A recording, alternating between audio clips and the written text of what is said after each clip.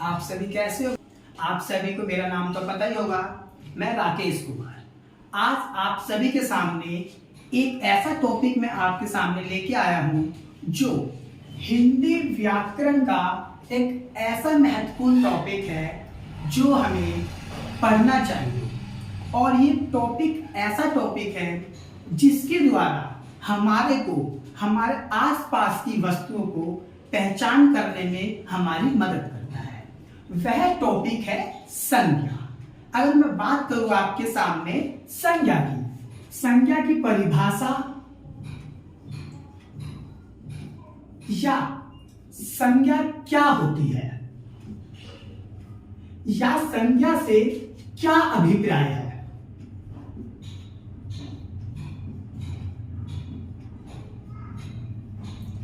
इन तीनों शब्दों का मतलब एक ही है। किसी व्यक्ति, वस्तु, स्थान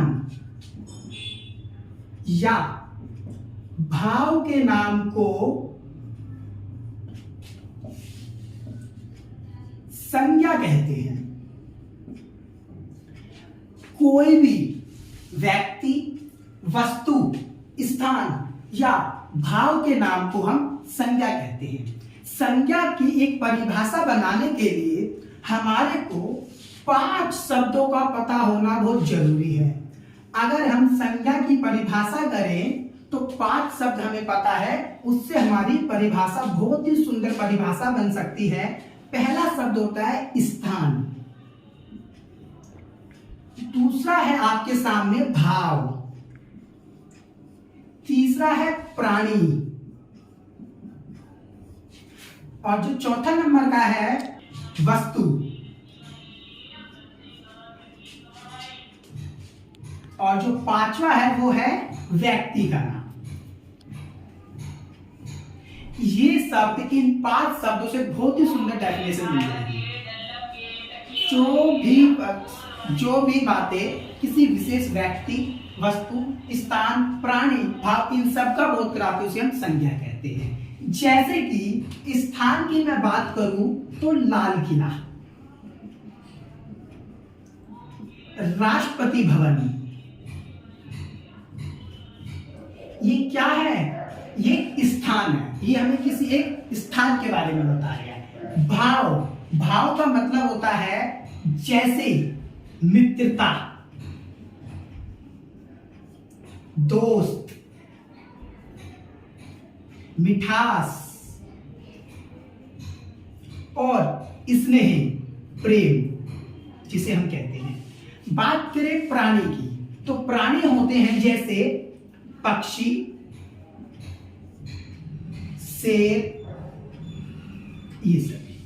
वस्तु पंखा, साबुन, मतलब कि जो वस्तुएं होती हैं। व्यक्ति का नाम जैसे मैं लेता हूं आपके सामने, दिल्ली के मुख्यमंत्री अरविंद केजरीवाल।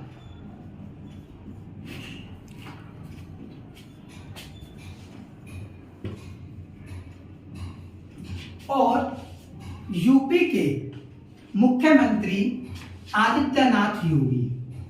ये सभी क्या हैं? ये सभी हैं व्यक्तियों के नाम। अब जैसे मैं आपको एक इनके चित्र के माध्यम से बताना चाहता हूं, किसी भी व्यक्ति, वस्तु, स्थान या भाव के नाम को संज्ञा कहते हैं। अभी मैंने आपके सामने 5 शब्द बताए थे। सबसे पहला शब्द है व्यक्ति। व्यक्ति में जैसे हमारे सामने है रक्षा मंत्री राजनाथ सिंह, दूसरे है हमारे सामने अरविंद केजरीवाल। ये क्या है? व्यक्ति के नाम है, ये व्यक्ति है। फिर है वस्तु। ये वस्तु में मैंने साबुन की फोटो पेस्ट करी है। और फिर है पंखा। इसी प्रकार से प्राणी में है पक्षी कोई भी हो सकता है, चिड़िया, कोयल, मैना, कोई भी हो सकता है। भाव बता रहे हैं का स्नेही, दोस्ती में स्नेह कर रहे हैं, क्या दे रहे हैं? फूलों का गुलदस्ता दे रहे हैं। फिर है स्थान में है राष्ट्रपति भवन। तो अब हम देखते हैं संज्ञा के भेद और प्रकार। इससे पहले हमने संज्ञा के बारे में जाना था कि संज्ञा क्या होती है। तो अब संज्ञा के भेद और प्रकार को जानते हैं। कहीं कहीं पर भेद बोला जाता है, कहीं कहीं प्रकार, और बुक में भेद और प्रकार दोनों लिखे होते हैं, तो हमारे को डरना और घबराना नहीं है। जो संज्ञा के 3 भेद होते हैं और इसको फिर 3 में से ही एक भेद ऐसा होता है जातिवाचक का, जिसको 2 भेद में बांट दिया जाता है। तो देखते हैं संज्ञा के भेद। सबसे पहला भेद है व्यक्तिवाचक संज्ञा, दूसरा है जातिवाचक संज्ञा, और जो तीसरा भेद है वो है भाववाचक संज्ञा। जातिवाचक संज्ञा को 2 भागों में बांट दिया जाता है। जो पहला भेद है वो है द्रव्यवाचक संज्ञा, और दूसरा है समूहवाचक संज्ञा।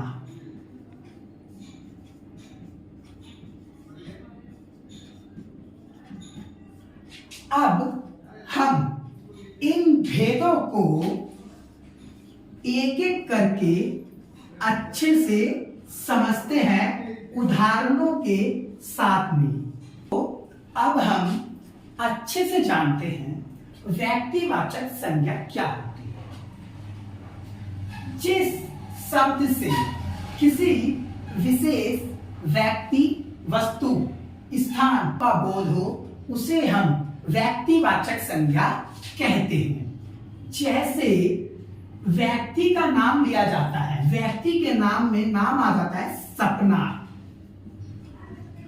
रोहित। वस्तु का नाम, ये किसी विशेष वस्तु का नाम लिया जाएगा। जैसे मैं कह देता हूं रामायण, क्या है, एक विशेष की ओर संकेत कर रहा है, ठीक है। और इसी प्रकार से एक विशेष त्योहार मान लेते हम, होली, रक्षाबंधन, ये सभी क्या है, ये सभी एक विशेष चीज की ओर संकेत कर रहे हैं। तो हम इन्हीं को कहते हैं व्यक्तिवाचक संज्ञा।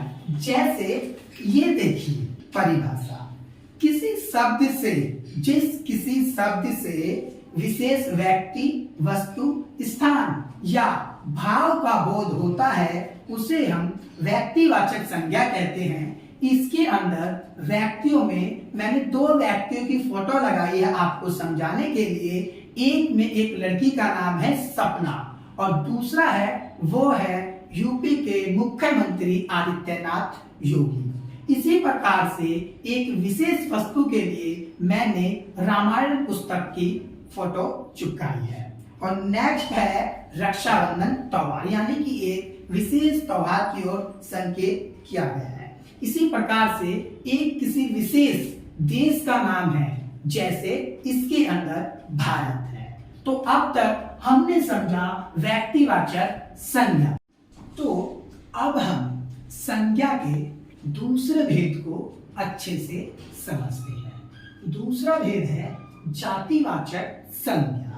जातिवाचक संज्ञा क्या होती है? जिस संज्ञा शब्द से किसी संपूर्ण जाति का बोध हो उसे हम जातिवाचक संज्ञा कहते हैं। जैसे गाय, ये गाय की जाति के बारे में बता रहा है। इसी प्रकार से किताब और फिर है पहाड़, ये सभी जातिवाचक संज्ञा के उदाहरण हैं। जैसे इसके अंदर आपको कुछ दिखाई दे रहे हैं चित्र, ये सभी चित्र जातिवाचक संज्ञा के उदाहरण हैं जो हमारे को उससे हमें अवगत करा रहे हैं। और अब हम देखते हैं जातिवाचक संज्ञा है, जो जातिवाचक संज्ञा को 2 भागों में बांट दिया जाता है। एक होती है द्रव्यवाचक संज्ञा और दूसरी है समूहवाचक संज्ञा।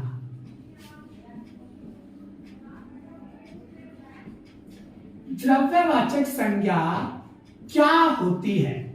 जिनके लिए संज्ञा शब्दों से किसी भी धातु, पदार्थ या द्रव्य का बोध होता है उसे हम द्रव्यवाचक संज्ञा कहते हैं। जैसे घी,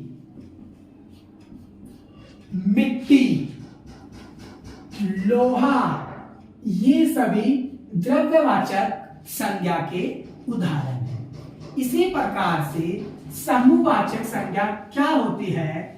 जिनकी संज्ञा शब्दों से किसी एक समूह के बारे में पता लगे उसे हम समूहवाचक संज्ञा कहते हैं। यानी कि जो चीजें समूह में होती है, जैसे कक्षा, सैनिक, गाय का झुंड, ये सभी क्या है? समूहवाचक संज्ञा के उदाहरण।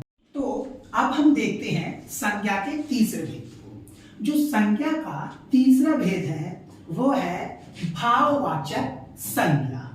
भाववाचक संज्ञा क्या होता है? जिन शब्दों से किसी व्यक्ति, स्थान अथवा वस्तु के गुण, दोष, दशा, अवस्था आदि का बोध होता है उन्हें हम भाववाचक संज्ञा कहते हैं। जैसे दर्द, गर्मी, खुशी, बुढ़ापा, मिठास आदि। कहने का मतलब यह है कि कुछ चीजों को केवल महसूस किया जाता है। जो चीजें महसूस की जाती है उन्हीं को हम भाववाचक संज्ञा कहते हैं। तो अब तक हमने सबसे पहले पढ़ा था संज्ञा क्या होती है, संज्ञा की परिभाषा, फिर हमने पढ़ा संज्ञा के भेद, और इसके बाद में हमने पढ़े संज्ञा के जितने भी भेद होते हैं उनको एक एक करके उदाहरणों के साथ हमने समझा है। सबसे पहले की व्यक्तिवाचक संज्ञा जिसको हमने उदाहरणों से समझा, फिर थी जातिवाचक संज्ञा जिसको हमने उदाहरणों के माध्यम से समझा, और जो जातिवाचक संज्ञा थी उसको दो वर्गों में बांट दिया गया था। फिर हमने लास्ट में पढ़ा भाववाचक संज्ञा। भाववाचक संज्ञा मैंने आप सभी के सामने उदाहरण के साथ में लिख दी है, और कुछ उदाहरण आपके सामने हैं। ये सभी भाववाचक संज्ञा के उदाहरण हैं। आज हमने संज्ञा के टॉपिक को पूरा किया।